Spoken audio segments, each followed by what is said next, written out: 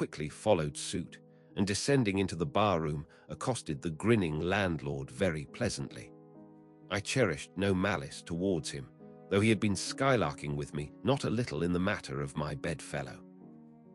However, a good laugh is a mighty good thing, and rather too scarce a good thing, the more's the pity.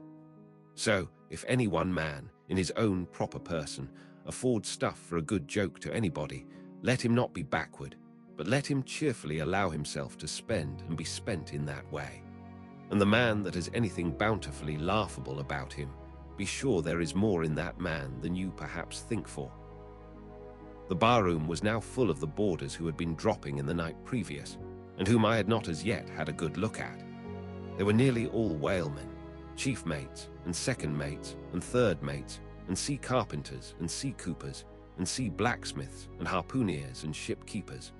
A brown and brawny company, with bosky beards, an unshorn, shaggy set, all wearing monkey jackets for morning gowns. You could pretty plainly tell how long each one had been ashore. This young fellow's healthy cheek is like a sun-toasted pear in hue, and would seem to smell almost as musky. He cannot have been 3 days landed from his Indian voyage. That man next him looks a few shades lighter.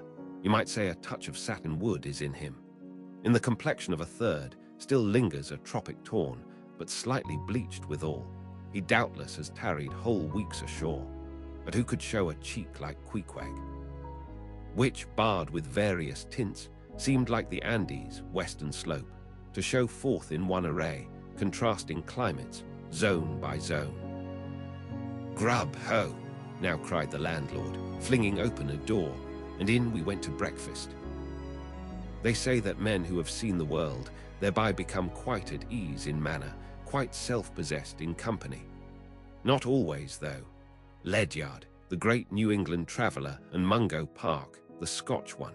Of all men, they possessed the least assurance in the parlour. But perhaps the mere crossing of Siberia in a sledge drawn by dogs as Ledyard did, or the taking a long, solitary walk on an empty stomach in the Negro heart of Africa, which was the sum of poor Mungo's performances. This kind of travel, I say, may not be the very best mode of attaining a high social polish. Still, for the most part, that sort of thing is to be had anywhere. These reflections just here are occasioned by the circumstance that after we were all seated at the table, and I was preparing to hear some good stories about whaling, to my no small surprise, nearly every man maintained a profound silence. And not only that, but they looked embarrassed. Yes, here were a set of sea dogs, many of whom without the slightest bashfulness had boarded great whales on the high seas, entire strangers to them, and duelled them dead without winking. And yet, here they sat at a social breakfast table, all of the same calling, all of kindred tastes, looking round as sheepishly at each other as though they had never been out of sight of some sheepfold among the green mountains.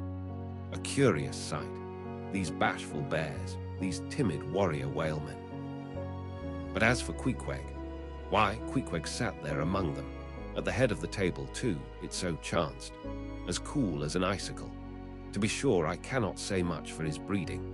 His greatest admirer could not have cordially justified his bringing his harpoon into breakfast with him and using it there without ceremony, reaching over the table with it to the imminent jeopardy of many heads and grappling the beefsteaks towards him. But that was certainly very coolly done by him, and everyone knows that in most people's estimation, to do anything coolly is to do it genteelly. We will not speak of all Queequeg's peculiarities here, how he eschewed coffee and hot rolls, and applied his undivided attention to beefsteaks, done rare. Enough that when breakfast was over, he withdrew like the rest into the public room, lighted his tomahawk pipe, and was sitting there quietly digesting and smoking with his inseparable hat on, when I sallied out for a stroll.